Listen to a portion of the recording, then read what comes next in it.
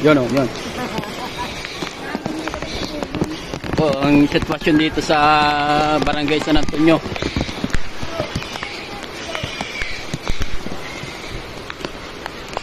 Nilikas na po yung mga kabayo, baboy, nandito na.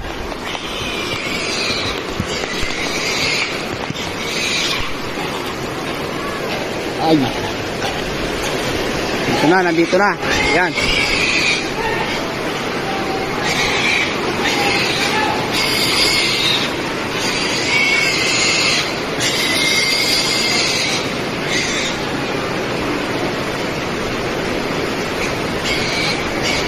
Dito na po yung mga ano dito, kahayupan. Dahil inilikas na nila at baka kalambrihin sa ano, sa ulan. Kasi uyaw. Oh. Opo. Ito may mga kabahay dito, guys. Boss. Tapos si Kababaw, shoutout kay Kababaw. Yung lugawan niya, support niyo po, guys. Lugog ang lugawan. Lugog po lang ang lugawan natin. Ayan na. At lugog ang Barangay San Antonio ngayon. Pero kung nakakasabi nyo, sir. Wala po. Gusto ko po yun. Oh, yan. Ano ba yung ano, sitwasyon ng bagyo natin? Lalakas pa ba o hihina na? Kuya, Ha? lalakas pa ba o hihina na?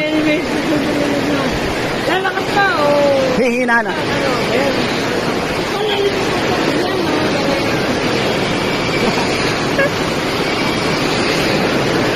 Ayan po, kita naman nyo. Oh, ayan yan. Tingnan niyo yung mga ano, kahayupan. Nandito na. Mismong dito sa ano, plaza ng Barangay San Antonio. Yan, shoutout sa mga taga CIC, MSBB. Yan. Yan, si Kagawad. Ayun, sa baha.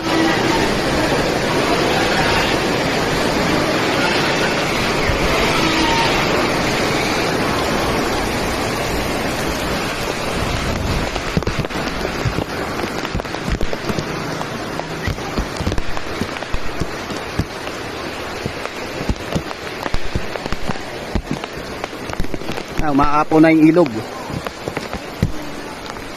So malapit na po nga ano, abutin yung barangay ng San Antonio. Yan sitwasyon dito ng ano, barangay San Antonio River.